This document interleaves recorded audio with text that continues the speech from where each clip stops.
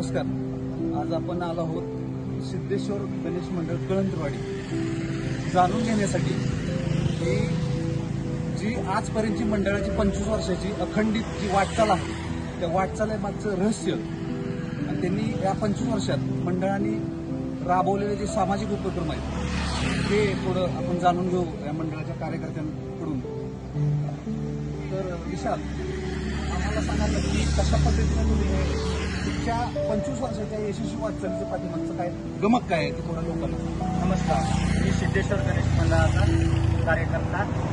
गेले 25 वर्ष जेव्हा मी लहान असल्यापासून मी बघतोय, जेव्हा बिलकुल 7वी-8वीत असल्यापासून हे मंडळ चालू झालेले ते आता 25 वर्ष देखील पूर्ण झाले. मला त्या 25 वर्षात असं वाटतंय की मी किती लहान होतो तेव्हा 10 रुपये मानायचे. जेव्हा कोणाची परिस्थिती नव्हती तेव्हा 10 रुपये वर्गणी आम्ही मागायला जायचो. त्यापासून जी चाललेली परिस्थिती आज आम्ही गावाकडून कोणाकडून वर्गणी वगैरे काय मागत नाही. जे मंडळाचे सदस्य आहेत ते सर्व यशस्वीरित्या मोठे झाले, कार्यरत झाले आणि त्यांनी आतापर्यंत कोण आर्मीमध्ये गेले, कोण पोलीस पाटील झाले, कोण कंपनीमध्ये चांगल्या जॉबवर आहेत. अशा प्रकारे ह्या देवानं आम्हाला भरपूर सहयोग दिला आणि ती 25 वर्षे कशी गेली हे आम्हाला कळलेच नाहीत. आज मी मागपर्यंत बघतो तर मी 25 वर्षाचं मला असं वाटतच नाही की 25 वर्ष पूर्ण झाले. तरी ह्या 25 वर्षात आम्ही रक्तदान शिबिर, गावातील जे मोठे कार्यक्रम असतात त्यांना सत्कार आमचा असतोच कायम.